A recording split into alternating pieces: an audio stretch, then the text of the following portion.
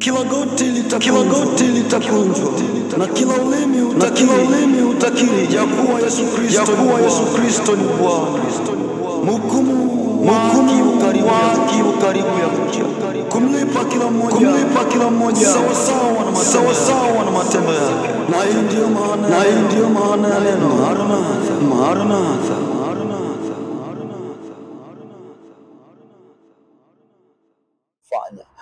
Kwa hiyo akili isiyo na shughuli yoyote ni uwanja wa shetani wa kupandikiza mawazo mabaya mapotovu ili kukupoteza na kwenda kufanya dhambi. Kwa kama akili haishughuliki na chochote cha kimungu ama cha maisha kilicho chema, hauwezi ukafanikiwa ama ukashinda. Otherwise shetani atapandikiza mawazo mabaya ndani yako ili uendelee kufikiria video chafu za ngono mara kwa mara, ili uendelee kufikiria dhambi mara kwa mara, na baada ya kushindwa na mawazo yake kushinda, moja kwa moja na kwenda kuangalia na kufanya visivyo. Wanasema sana. Zaburi yako wazi. Haleluya, haleluya watu wa Mungu. Ninawasalimu nyote kupitia uwezo wa jina la Yesu Kristo wa Nazareti aliye hai. Ninaamini mpo salama na neema ya Yesu inanyi popote mlipo. Ninamshukuru Mungu kwa nafasi na neema hii ambayo amenineemia kuwa mbele zenu asubuhi ya leo, maana ni saa 5 asubuhi. Nimekuwa takriban wiki 4, siku 4 sijaposti chochote kwenye mtandao wa YouTube kulingana na ubize na wengi wa mambo niliokuwa nayo ama tuliokuwa nayo hapa kwetu. Tulikuwa tunaandaa mkutano, hivyo mkutano ulifanyika jana, juzi na jana. Sisi tunamshukuru Mungu katika yote, yakamilisha kwa usalama zaidi. Leo nimekuja kuongea na mtu wa Mungu mmoja tu ambaye atapata neema ya kunielewa, maana leo tumekuwa na watu ambao hawapendi kuelewa na hawapendi kujifunza kwa baadhi ya watu. Mimi kwa asilimia kubwa siamini katika miaka moja kwa moja, kwamba ukiwa na miaka fulani, miaka hii, hapo ndipo uanze sasa kuhubiri ama kuwa na msimamo ama kufanya mambo kazi ya Mungu. Mimi siamini katika hilo. Alimadamu unajua unachokifanya, alimadamu unauelewa, alimadamu unajitambua ni nani, basi mimi nakupa go ahead ya kufanya kazi. Nataka nigusie kwa uchache tu maisha ambayo nilikuwa nayo kabla ya kuanza kuhubiri ama kabla ya kuokoka. Nilikuwa na maisha ya aina gani? Najua huko nyuma nimeongea baadhi ya mambo, nimewapa maisha ambayo nilikuwa nimeaishi hapo kwanza kabla ya kazi ya Mungu. Lakini pia leo nimeona nije nizungumzie hili kwa ufupi sana, maisha ambayo nilikuwa nikiaishi hapo kwanza na mwanzo wa kuhubiri kwangu na hatua nilizozipiga ama niliyoipiga hadi kufika hapa nilipo, na step ambazo nimezipiga hadi kufika kwenye hatua hii nilionayo. Ingawaje si hatua kubwa, lakini ni hatua ndogo ambayo kwa asilimia kubwa nimeona kwamba imenipa mafanikio ama mabadiliko mengi sana katika maisha yangu ya imani, lakini pia maisha yangu ya kawaida ya harakati za dunia na mengine yote. Mimi kabla ya kuokoka nilikuwa najihusisha na mambo ya kimtandao. Ninaposema mambo ya kimtandao, ina maana ya kwamba mambo ya ngono na vingine vyote. Kuna siku moja nikaposti kwamba Video chafu za ngono zimeniharibu akili na mwili kuanza kutoa harufu mbaya kwa asilimia zote, kwa sababu ya video chafu za ngono. Kwa mimi kabla kuanza kuhubiri ama kabla ya kuokoka, nilikuwa najihusisha na mambo mfano hayo. Nilikuwa nayaangalia daily, nilikuwa nayaangalia kila siku kabla ya kufanya chochote. Pitia huko, hata kama nikiamka asubuhi, fungua simu, naanza kuangalia mambo mfano hayo. Niliangalia takriban miaka mingi sana, hata kuliko ninyi wale ambao mmeanzia Marekani hapa. Si wengine tulianza kitambo sana, tulianza muda sana kuangalia hayo mambo, na mazingira kama haya ndio mazingira ambayo kwa asilimia kubwa napenda kurekodia. Ingawaji ni mazingira dhaifu, lakini haya ndio ambayo napenda sana kwa asilimia kubwa.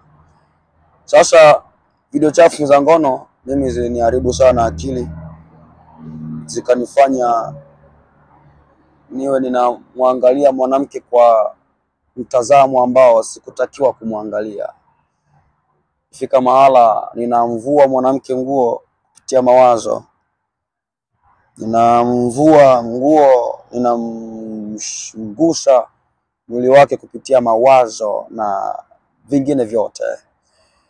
Ilikuwaje hadi nije kuacha kuangalia video chafu za ngono, na wakati imekuwa ni changamoto kubwa sana kwa watu, hata watumishi wa Mungu, wahubiri wakubwa, wengine wanafanya mambo hayo hata kama wanamtumikia Mungu. Imekuwa ni vigumu sana kwao kuacha kuangalia video chafu za ngono na vingine vyote. Mimi ilikuwaje hadi niache kuangalia video hizo mpaka leo? Nimekuwa na miaka mingi sana siangalia video hizo chafu za ngono, miaka ya kutosha sana. Sasa ilikuwaje hadi nije kuacha kuangalia na kutokuwa na matamanifu kwa mwanamke yote, na kuishi bila fikra ya kuwa na mwanamke, yani kuishi bila kujihusisha na masuala ya kimapenzi na mwanamke awaye yote? Nataka unifuate kwa makini ukipenda kushinda mambo mfano hayo. Nataka unifuate kwa makini sana, mtu wa Mungu. Lengo langu ni mtu wa Mungu imarike, uendelee mbele na kazi, na sio kuwa mtumwa wa dhambi na vingine vyote.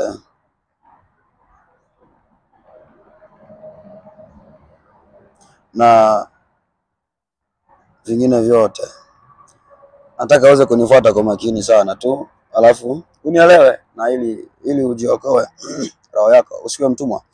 Yohana 8:34 anasema hivi, Yesu akawaambia, amin nawaambia, kila atendaye dhambi ni mtumwa wa dhambi. Asilimia kubwa tumekuwa na watu ambao wamefungwa kifungoni, wamefungwa na dhambi,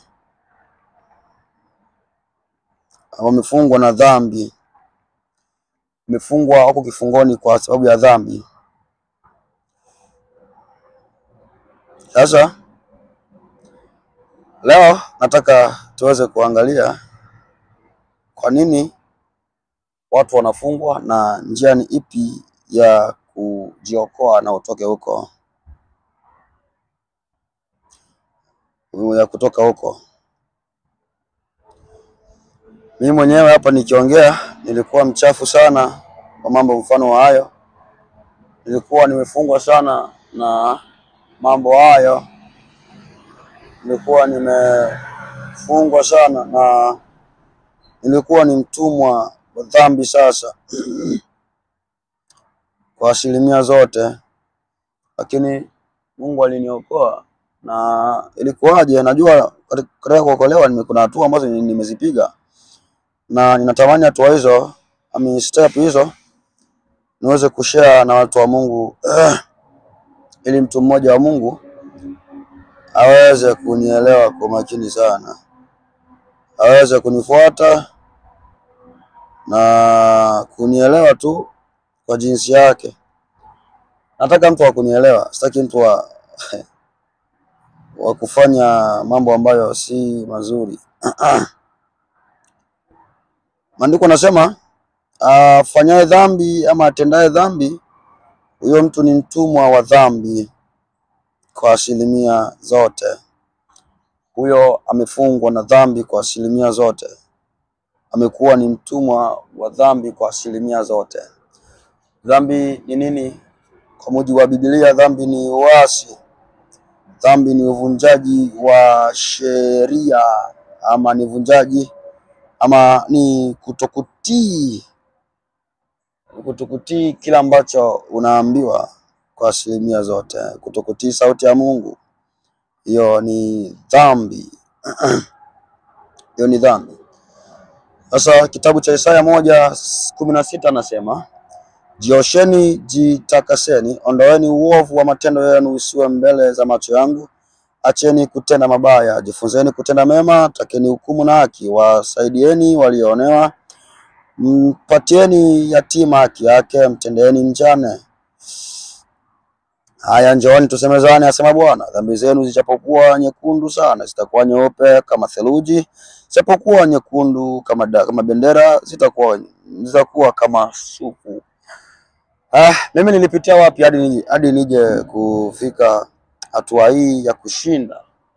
Maana anasema kwamba asiyewaacha wafungwa wake waende zake, aliyeacha miji yao kwa ukiwa, hiyo ni shetani. Asilimia kubwa shetani akimfunga mtu, hataki huyo mtu aweze kufunguliwa, ama hataki aweze kuwa huru kwa asilimia zote. Ndio maana kuna wengine ambao mpaka sasa wanafanya dhambi na wanataka kuacha dhambi hiyo, lakini kwao inakuwa ni vigumu sana kuacha dhambi hiyo. Hiyo ni mbinu ya shetani. Shetani anafunga watu wasije wakatoka kwenye vifungo hivi ambavyo wako navyo. Sasa nataka watu wa Mungu mnifuate kwa makini sana. Mimi nilikuwa mmoja kati ya watu waliofungwa katika dhambi zozote, ikiwa ni dhambi ya mawazo, fikra, kutazama, kutenda. Mimi nalifungwa sana huko, nikiwatendea wanawake visivyo, ila sijalala na mwanamke yoyote, lakini niliwatendea ama nilitenda visivyo na mwanamke ama wanawake. Sasa nataka tu Mungu nifuate kwa makini sana, na tamani niende kumaliza. Sasa ilikuwaje hadi nije kufika hatua ya kushinda ama ya kuacha kuangalia video chafu za ngono, pornography? Maana imekuwa vigumu sana kwa watu kuacha kufanya. Wengine wanajichua miili yao, wengine wanafanya punyento, mabinti kwa wanaume wanajichua miili yao na vingine vyote. Imekuwa ni teso kubwa sana. Bahati mbaya hata kwa watu wa Mungu imekuwa ni teso kubwa sana kwa baadhi ya watu. Mimi kwa nini nilishinda? Ilikuwaje hadi nije kushinda mambo mfano wa haya? Nilifanya nini? Nilitembea wapi? Nikafanya nini? Asilimia kubwa mimi, asilimia kubwa, mtu wa Mungu, kama unapenda kushinda dhambi yoyote, kuna dhambi zingine ambazo hautozishinda nje ya maamuzi. Nataka unifuate kwa makini sana. Kuna dhambi zingine ambazo hauwezi kuzishinda nje ya maamuzi. Kwa hiyo ili uje ushinde dhambi zingine, unahitaji maamuzi magumu na si mepesi. Maamuzi magumu sana ya kujinyima, ya kuutesa mwili ili kuja kushinda dhambi hizo ama hiyo.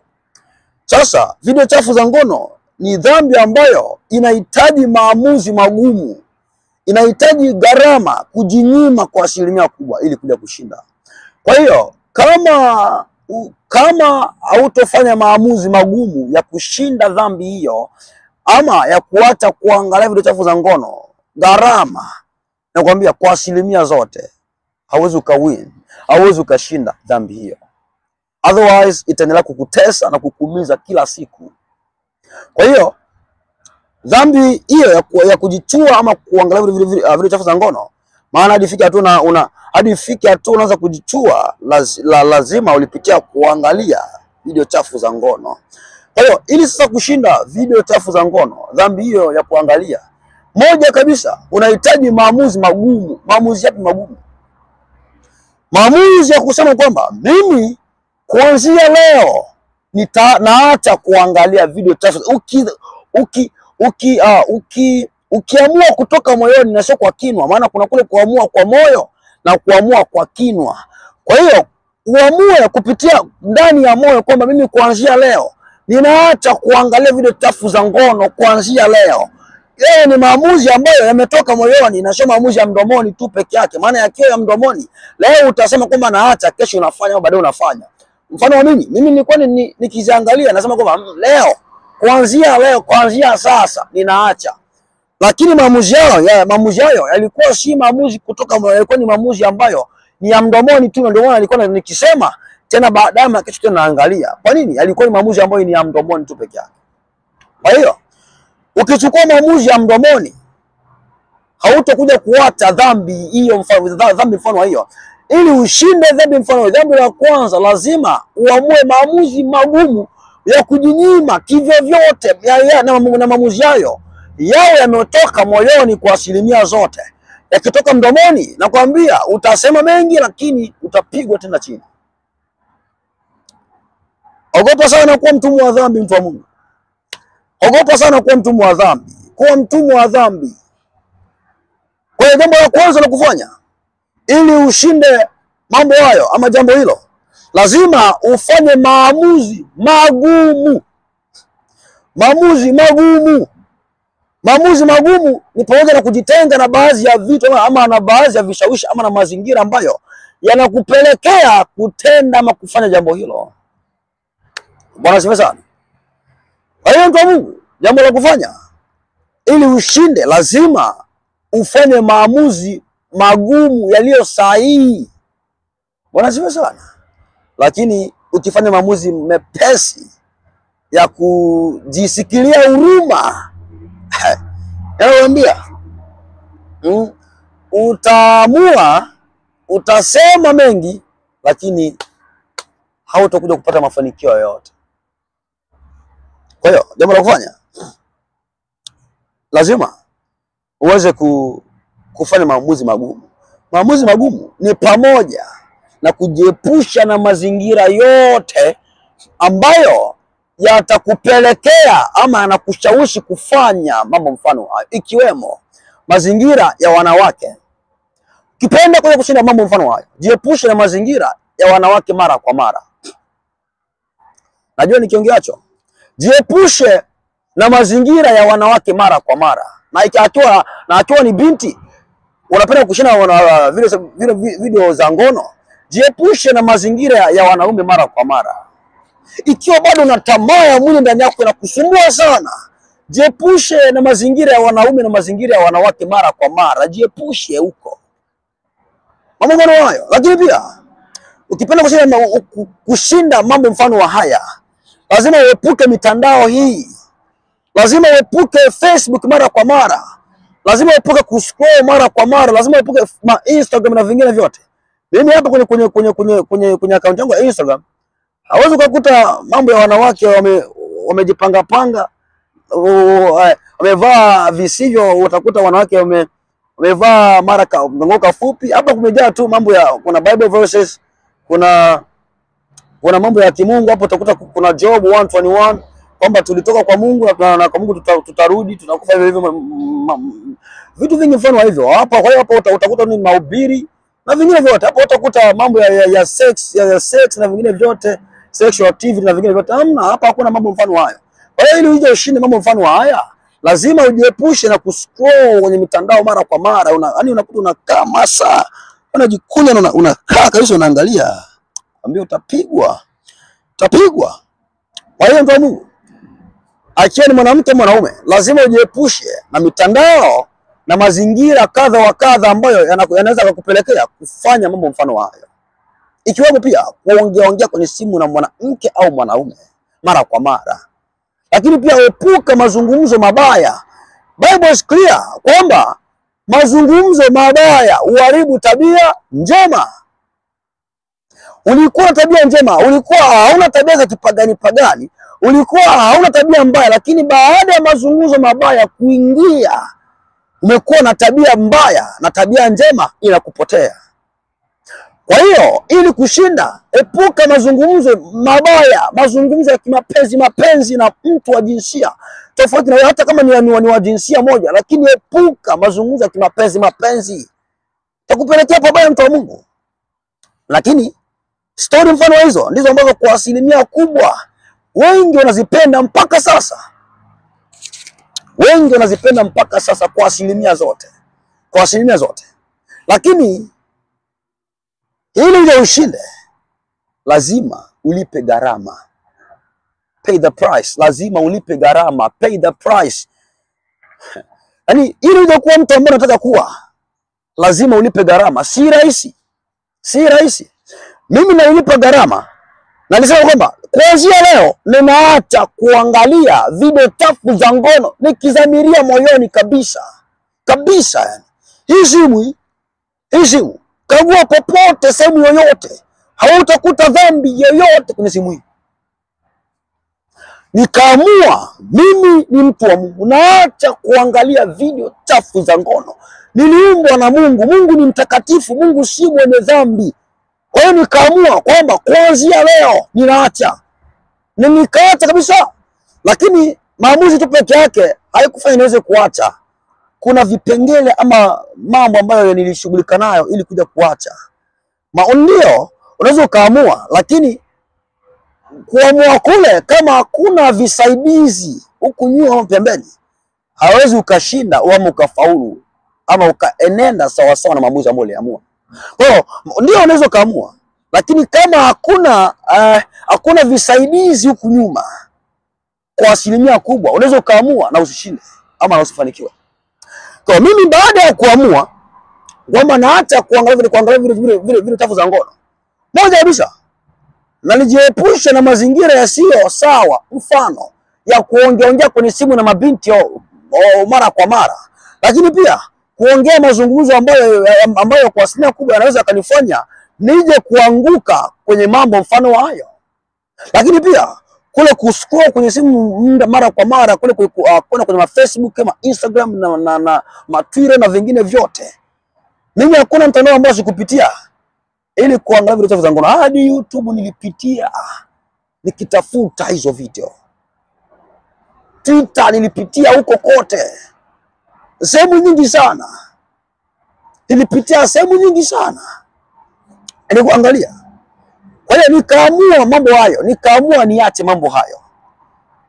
Kukaa na vitu ambavyo nilishughulika navyo. Wakati mwingine usipoamua, kama ukiamua lakini kama hauna cha kushughulika nacho mara kwa mara, shetani atapandikiza mawazo hayo, na mawazo hayo yakikushinda unakwenda kufanya.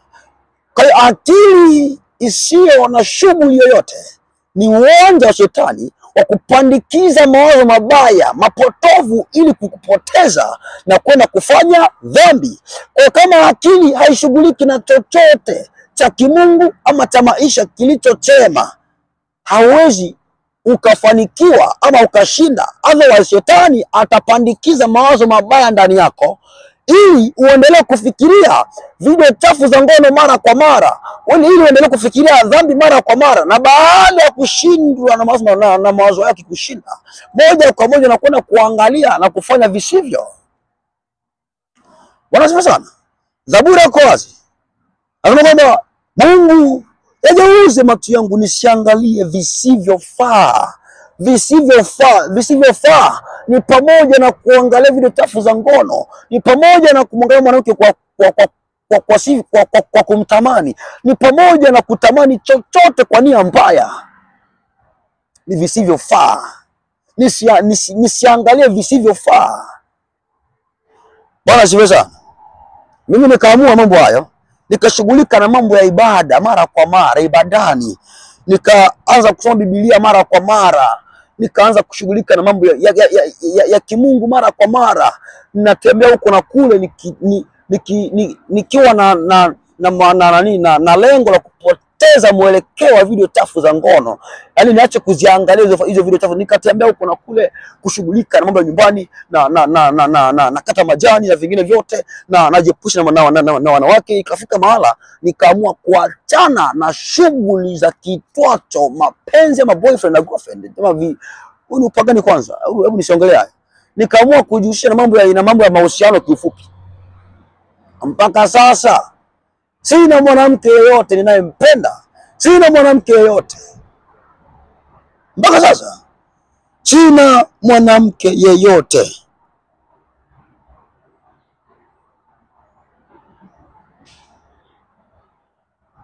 Mwanamke yeyote. Nikaamua niwe hivi nilivyo mpaka sasa. Ila ikifika mahala basi mapenzi ya Mungu yatendeke. Mapenzi ya Mungu yatendeke. Yatendeke. Una Mungu, ili ushinde video chafu za ngono, shughulika, fanya maamuzi, jiepushe na mambo jihusishe na mambo ya kawaida, fanya kazi nyumbani, kata majani, tembea around, shughulika na chochote. Lakini pia haya yote ambayo unayafanya bila nguvu ya maombi hautoendelea kuyafanya na hautokuja kushinda. Ndio, unaweza ukaamua na unaweza ukashughulika na baadhi ya mambo nyumbani ili kupoteza mawazo hayo ama vitu hivyo. Unakata majani, unashughulika kwenye nyumbani, unafanya kazi kidogo, unatembea. Lakini kama hauna nguvu ya maombi, kama hujihusishi na ibada, kama hauna ibada, hausomi Biblia, hausikilizi neno, haufuatilii neno, hauombi nyumbani, hauna ibada yoyote, haya yote ambayo maamuzi ambayo umeyachukua, shetani atapandikiza wazo baya ndani yako na kuanza kukushawishi kimawazo. Mwisho wa siku unakuja kuyaacha. Kwa hiyo maamuzi yote ambayo unayafanya, amua, ndio, lakini kama hauna maombi utaamua, na baada ya kuamua unakuja kufeli. Kwa hiyo yote katika yote overall lazima maombi yawe kipaumbele katika yote. Maombi na neno yawe kipaumbele katika yote, ili uje ushinde overall, yani kwa ujumla, ili uje ushinde video chafu za ngono. Ndio umeamua, ndio umefanya hivi, ili uje ushinde tabia yote chafu, mbaya, ovu, tamaa, kumtamani mwanamke, kumwangalia kwa tafakari mbaya, kumtafsiri vibaya, kumfunua nguo kupitia mawazo, kumgusa kupitia mawazo, ili uje ushinde yote hayo. Overall lazima uwe na nguvu, ujihusishe na ibada. Jihusishe na ibada.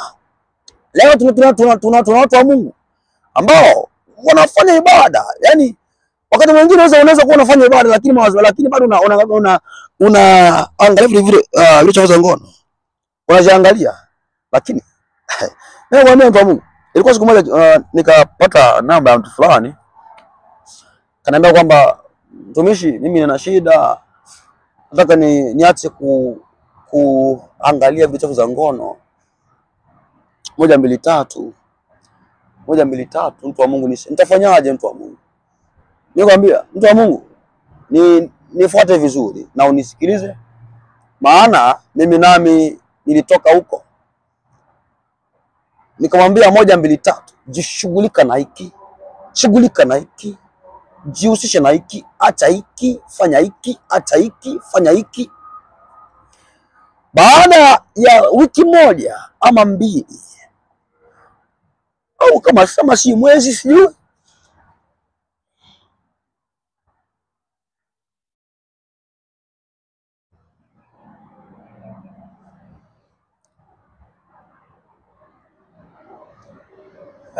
baada kama wiki 2, wiki moja, akaja kaanza kunishukuru. Kasema, mtu wa Mungu, mimi nakushukuru sana, maana ulikonitoa umenitoa mbali sana. Ulikonitoa umenitoa mbali sana, mtu wa Mungu, nakushukuru sana. Mimi nikasema, hapana, mimi usinishukuru mimi, hapana. Mimi ndio nishukuru, lakini sifa zote apewe Mungu aliye juu. Mimi nishukuru ndio, lakini usinishukuru sana kiasi ambacho Mungu mwenyewe hatafurahia. Kwa hiyo nishukuru kwa kiasi kidogo, lakini kiasi kikubwa apewe Mungu aliye hai, ambaye alinifanya mimi nije nikusaidia. Maana Mungu asingenilegeza moyo wangu nisingekusaidia, mtu wa Mungu. Kwa Mungu apewe sifa na utukufu milele na milele.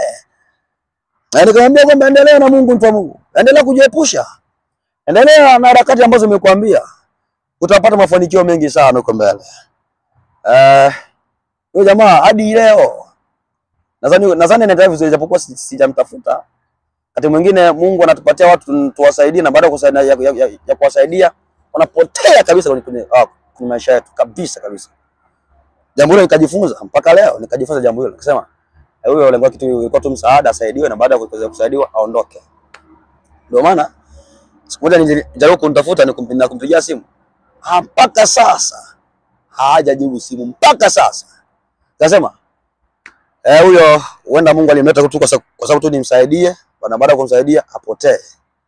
Mpaka sasa jamaa sijui anavyoendelea, lakini nadhani kwa asilimia kubwa naamini anaendelea vizuri kwa asilimia kubwa. Ndio Mungu, mambo ni mengi sana. Mimi niliwahi nimejifunza vitu vingi sana. Ingawaje kwa watu ninaonekana kama mshamba nisiyejielewa kabisa, mpumbavu kabisa. Lakini najiangalia nasema, nasema watu wenyewe mnaniangalia na kwa jinsi gani? Sawa, ni mshamba ndio. Sijui kuvaa ndio, sijui kuongea ndio, sijui kumpanga mwanamke sina maneno mazuri ndio, ni sawa. Nampokea mwanamke sawa. Kwamba unaongea maneno magumu makali sawa vyovyote, lakini nikijua tu thamani yangu si kwa mwanamke ama kwa gari ama kwa vitu nilivyo navyo. Thamani yangu ni kwa Mungu tu peke yake. Niishi peke yangu, nisiishi peke yangu, najua thamani nilionayo imetoka kwa Mungu na itabaki kuwa kwa Mungu tu peke yake. Niwe na gari, nisiwe na gari, niwe na mwanamke, nisiwe na mwanamke, niwe na vitu, niwe na nyumba, niwe na nani, nilale nje, nisilale nje, thamani yangu ni kwa Mungu tu peke yake. Nini huyo?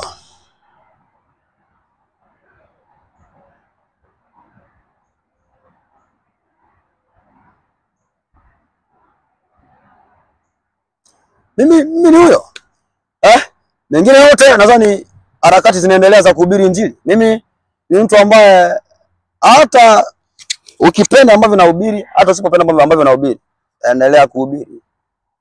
Sitaweza kumpendeza, sitompendeza watu wote. Maana Yesu mwenyewe hakupendeza watu wote. Kwa hiyo kuna mengine ambao anayasema, najua haya mambo ambayo anasema haya, wengine hawatayapenda. Najua. Sijafundishwa kupendwa na wote. Na sijafundishwa kuchukiwa na wote. Najua kuna ambao watanipenda na wengine ambao watanichukia. Najua hilo. Mungu awabariki sana. Ukiwa na swali na ukiwa na unatamani kupiga